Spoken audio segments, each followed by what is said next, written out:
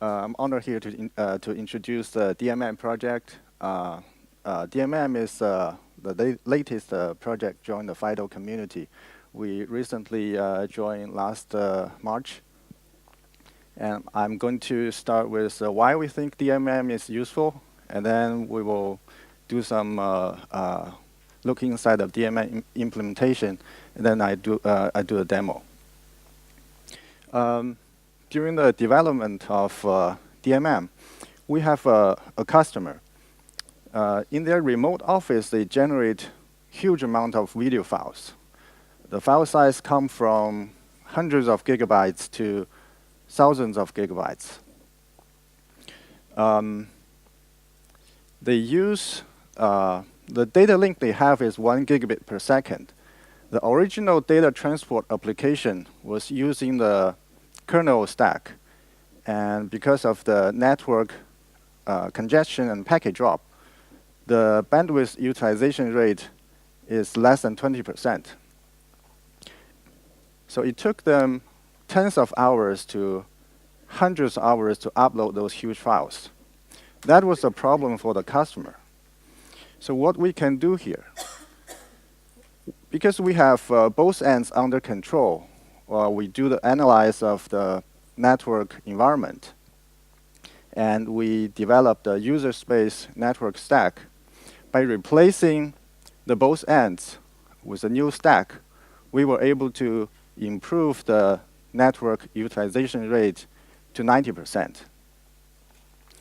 If we extend this customer case a little bit, we can see the data transport can happen between many different locations.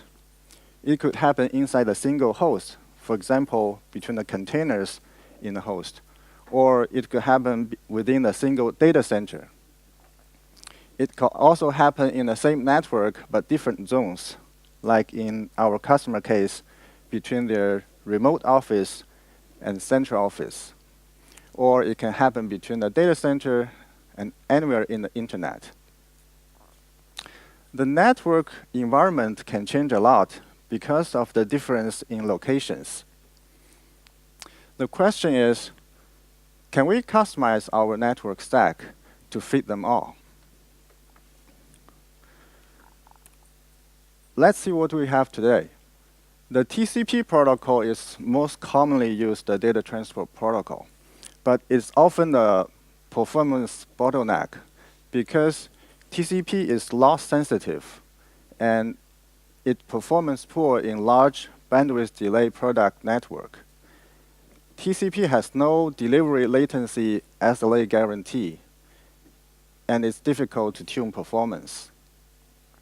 Traditionally, those protocols are provided by the operating system kernel stack. The kernel stack is not focused on the performance. It's monolithic in design and inflexible in nature. Therefore, it's hard to customize. The protocol algorithm release cycle is fairly long.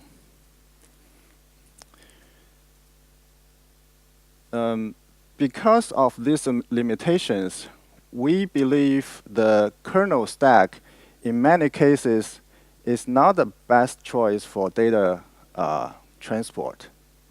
If we're coming back to our customer case, because the data transport can happen between different locations, therefore the network environment changes a lot.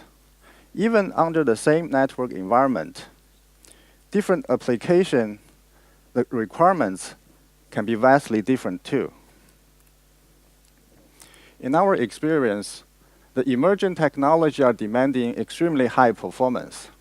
For example, in the coming 5G wireless network, some applications, such as high-definition video, may demand orders of magnitude higher bandwidth. Some applications, such as virtual reality, augmented reality, demands very low latency and jitter. Some application like IoT demands orders of magnitudes more connected connections. Not only those application requirements are vastly different, even in the same host, the application with different QoS SLA requirements exist simultaneously on the same platform. However, any optimization is a trade-off between factors. Cloud computing and mobile internet turn the network into an extremely complicated system. On the one hand, the coexistence of virtual network and wireless network and others is a major challenge. On the other hand, the network environment might change significantly due to participants' mobility. For example, the mobile user can roam from 4G LTE domain into Wi-Fi domain. In such case, the protocol optimization might have to change from time to time.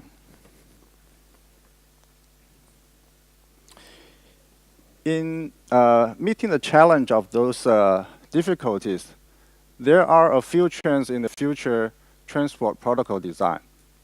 The TCP is still the most commonly used protocol. Alternative transport protocols, such as Google's QUIC, IBM's FASP, are developed to address those limitations. Moving the kernel out of the stack is another trend. The user space driver I/O, such as DBDK, NetMap, and user space network stack, such as VPP host stack, TLDK, FStack, LWIP, and many others, provide the capability to move out of the kernel to improve performance and protect intellectual property. These new technologies aim at one or another challenge, but the problem itself still remains.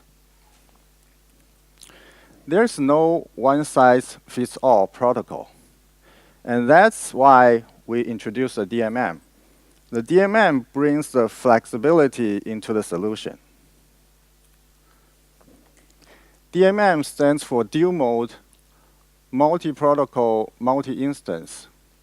Here, dual mode means we support both kernel mode and user space mode. Multiple protocols can be plugged into the framework, and multiple stack instances can run on the same time at a single host. Essentially, DMM aims to provide the capability to have multiple protocols and multiple stack instances running simultaneously in the same platform. So these are the major building blocks of DMM. On the top gray blocks are applications using the DMM to access the network stack. On the right-hand side, you can see the local agent coordinate with a centralized resource discovery information base to provide end-to-end protocol orchestration and dynamic protocol negotiation. On the northbound facing the application, DMM provides the POSIX-compatible APIs. And DMM socket bridge module provides flexible socket API redirection and mapping the application socket to the network stack. On the southbound facing the packet I/O, DMM provides a flexible packet I/O for integration of third-party stacks. The DMM supports the multiple stack instances and multiple I/O engines running in a single host. So this is a protocol routing workflow in the DMM. First, the application in server and the client called socket interface. And socket interface are hijacked by DMM in-socket APIs. The server application calls listen and triggers the local agent to publish capability and preference policies to centralized resource discovery information base. When the client wants to connect to server, it conducts the connect call and triggers local agent to retrieve and resolve protocol stack mapping.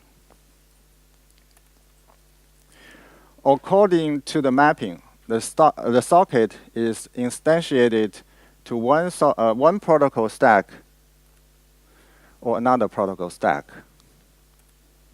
This way, the dual mode, multiple protocols, multiple instances can exist simultaneously. Here's a picture of end-to-end network protocol orchestration. You can see the server application running on one end and the client application running on another end. The server and client application calls the socket API. This API are hijacked by DMM. The local agent will register supported network stack into the centralized resource discovery information base. And later on, when the connection happens, the local agent will do the lookup and select the suitable network stack for the application. In the center, you can see the resource discovery information base. It has the information to do the protocol negotiation. These information are synced and updated to both ends in order for local agent to do the lookup and then select the suitable network stack based on requirements.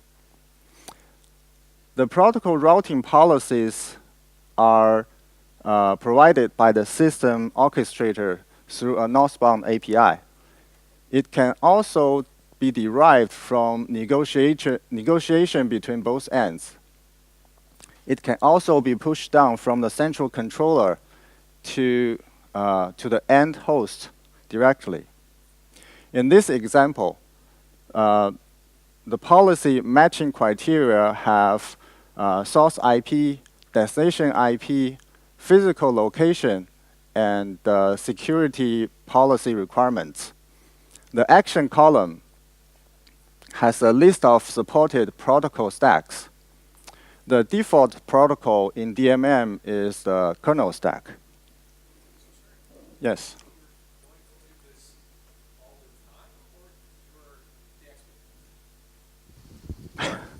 So do you expect to do this all the time, or the way it will work is at one point the control plane of this whole architecture will push state to the endpoints that identify the sort of, well, basically the whole table that you have there underneath. Right. And then each one of them, how do they negotiate the one that they're supposed to be using? And are you going to do this all the time for all the sessions that you want to use? Yes, it's for all the time for all the session, but it only happens when the session is established. Yes. So it shouldn't happen like all the time per se. Yeah, you're right. Basically, it's just the first packets. But the problem that I see with this is you'll have considerable overhead then. So not only will you have TCP handshake, TLS handshake, but now you have this handshake. Well, it's not a handshake, but you will have this exchange of information as well prior to actually establishing a connection. Well, the overhead is not for per connection because the updating and sync happens in the background. Got it. Okay. So it's not happen when we initiate the connection. Okay, so this happens the first time, and afterwards the control plane takes care of updating the peers. Yes, the local agent have the information. Got it. Got it. Yeah. Okay. Thanks. Thank you. So if we look inside the DMM, it provides two libraries. On the top green block is the libnstack_api.so library. It has the epool plugin, socket plugin, select plugin, fork plugin, and register the callback functions. It is to be used by the application. And the bottom two green blocks is a libdmm api.a library. It has the data plane EAL module and the DMM module library. The DMM module library provides the building blocks for protocol stack developers to write customized user space network stack. The protocol stack developer can pick and use one or more those building blocks. In this example, the protocol stack developer used the DMM EAL module, the DMM init module, and resource recycle module. Together with the customized user space stack, the developer can build a protocol stack library. So here's a demo for the DMM protocol routing. The demo has the server running on has the file server here in one data center. And the file is to download from the server to clients in different locations. The client number 1 is in the internet. The client number 2 is in the same data center. And client number 3 is in a different data center. Because of the difference in location, the network environment is different. The DMM will negotiate and select different protocols for the 3 test cases. In the client number 3 in a different data center, the DMM will negotiate and use the customized user space network stack because it provides better bandwidth utilization rate. For the client number 2 in the same data center, the DMM will select the RDMA protocol because it provides better throughput and better latency. And for the client number 1 in the internet, DMM will select the kernel stack.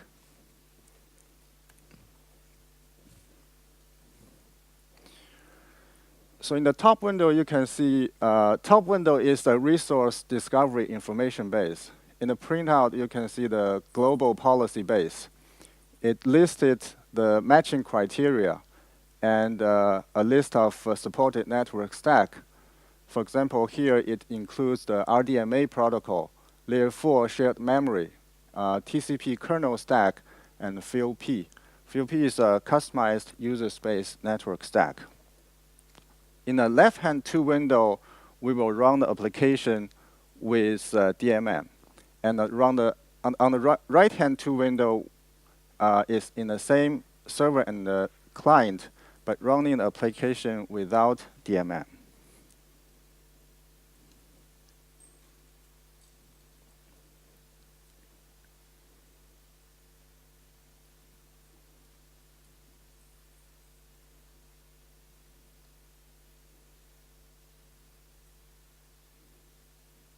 So here you can see when initially the application on the server started running, it will send the message to the central database, say, I want to register the network stack that I supported.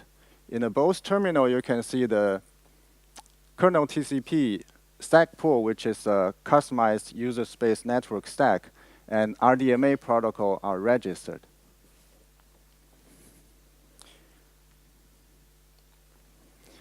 And then we will start the server application on the same machine, but with the application without DMM.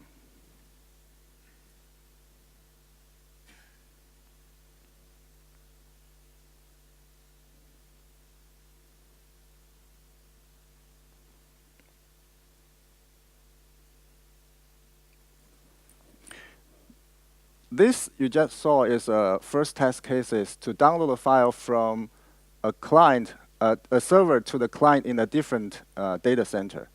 So when the client connects to the server, the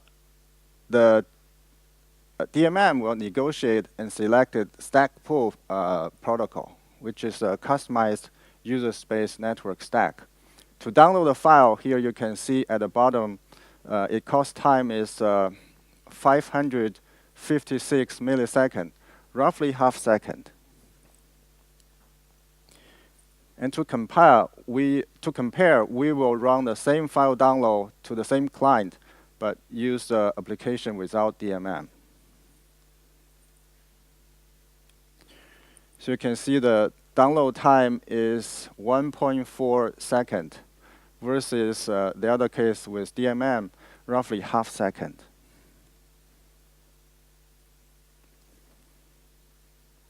Yes. Because in the DMM case, we selected the customer customized user space stack, and in the without DMM case, it uses a kernel stack. So we have some optimization built in. So this guy is 3 times faster than In this test case, yes. how big is the pipe? This is a simulation. Yeah. So what's the difference between those two stacks that you are showing in the demo? Is it the code performance? Is it the congestion control, as Yes. Florian said, i.e., the window size is different? In this case, this customer stack is optimization on the TCP stack algorithm. Because of that, and with built-in simulation, we have package drop. So in that case, with optimized algorithm, you can improve the utilization rate quite a bit. Okay, excellent. So what was the delay? What was the packet drop? No, I don't have the number. Okay, with that's okay. me. That's okay. But they were the same conditions. Yes. That's what matters. Thank you. Yes, in the same lab, yes.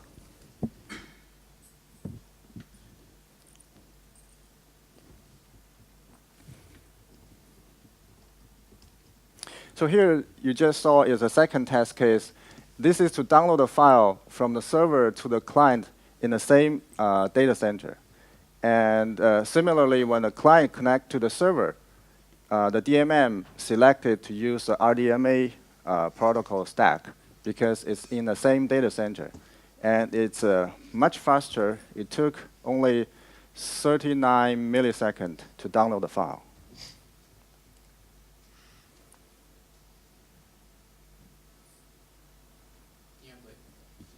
Yes. I think Florian wants to ask why. You got me there. Not only that, but you can't say this is the difference is only because of the TCP version. It's also because the latency and the bandwidth in the data center is higher. Or how did you ensure? Because in one of the cases you go inter DC, in the other cases you stay within the DC. So even using the same TCP protocol implementation, you'd expect the same way better performance, no? Right. Well, the test case is to download a file in the same server to the client. Mm-hmm. One with application with DMM, the other with application without DMM. So it's a okay. So let's product. see now. Okay, I spoke before the time. So let's see. So here is the same task case, but running the kernel stack. As you can see, the download time is much longer at 1.4 seconds versus 39 milliseconds. Well, to answer why, the RDMA assumes a lossless network connection. So in this lab test case, for the kernel stack, there's a built-in packet drop congestion simulation. But for the RDMA, we do not. So in that sense, it's not a fair compare, but to demonstrate that DMM gives you the flexibility to select a different protocol. Can I comment Yes. on the why? So I think this is the point, that the DMM gives you an opportunity to pick up the right stack for the conditions. Right. And there are three parameters for TCP or any transport, right? Mm-hmm. Is how big is your pipe, which is bandwidth. How long is your pipe, which is the delay. Then you get the bandwidth delay product. And how good is your pipe, which is how many packets you drop. Connection. And with these three things, you get basically a selection. You can pick and choose the RDMA or whatever TCP. Exactly. And DMM gives you the ability to choose. Yes. The question is, how does it know which one to choose? This is like matching criteria you specify. In the initial stage when we start up, we have to tell the resource discovery information base what is the criteria. In this test case, we specify source IP, destination IP. So by the IP address, we know this is from the same data center. This is from internet. This is from a different data center.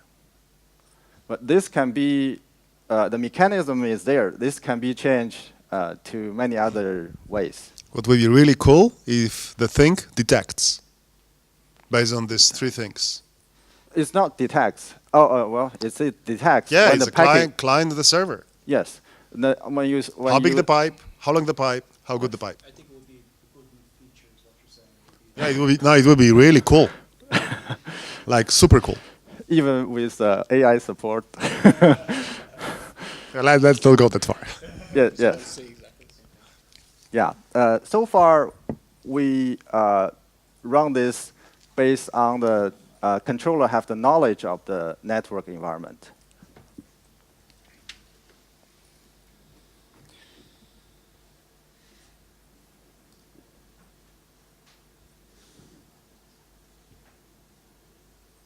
So this is a third test case that download the file from the server to the client in the internet. And here you can see when do the negotiation, the DMM select to use the kernel stack. It took about 3.66 seconds to download the file. And then you will see the same file download to the same client, but use the application without DMM. It took about 3.7 seconds versus the DMM case roughly the same time.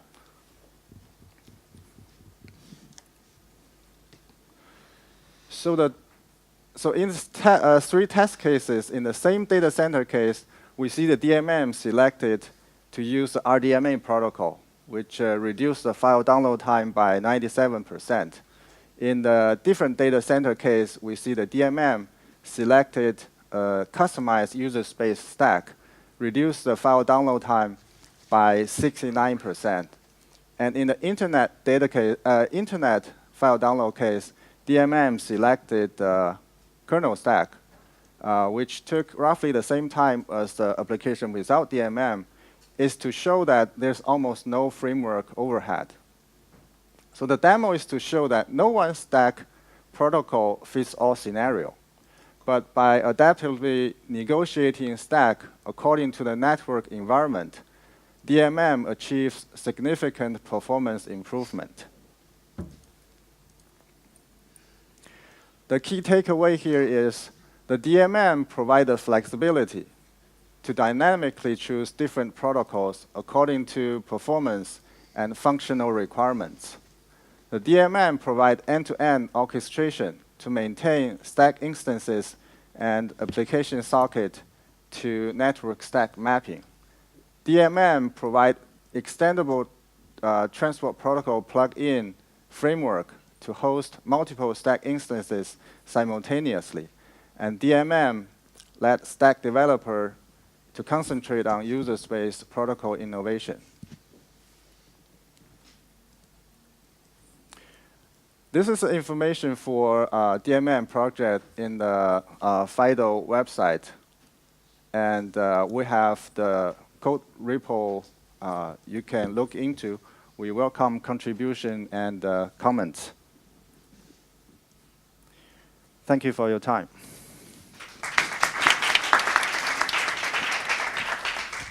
Are there any other questions or anything else? All right. It's back there.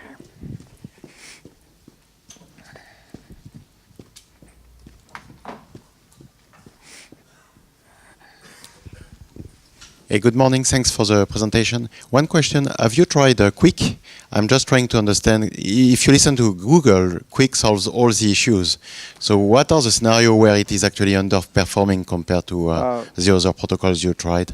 Well, we didn't try Quick, but I don't think Quick solve all the problem. The Quick aimly to solve the problem that when you initiate the connection, it take too long to set it up. It took, in the current one, it took 3 round trip to finish the handshaking. So, pardon? Oh, okay. All right. But essentially, the Quick is one solution. And the DMM aim to provide this flexibility to use kernel and user space stack. In case of Quick does not suit for the application, you have the choice to use some other stack. All right.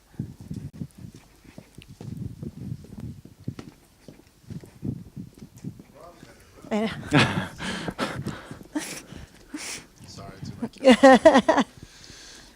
So we started some discussions about onboarding DMM into SysIT, right? Yes. You guys started to work on the functional tests, and they are almost there. They're going to be included in the next release. But going forward, are you also looking to do performance tests? Definitely, we SysIT? have to do that. So that would allow us really to compare apples to apples, Yes. Linux stack and all those other user mode stacks you have listed, including VPP, Yes. right? That's the trajectory that Right. you expect. Okay. Yes. Also, to compare the overhead to use the DMM. Yeah, of course, That's- yeah. of course. But DMM, from what I understand, is just control plane. So Yes. there will be some, latency related to the establishing the sessions. But once the session is flying, the session is flying. DMM is out of the way, correct? It should be. Well, in the code level, we introduce some performance penalty by using the Hijacking. by using the network using the function pointers to initialize the function the network stack. It might introduce some performance penalty. Okay. All right. Thank you.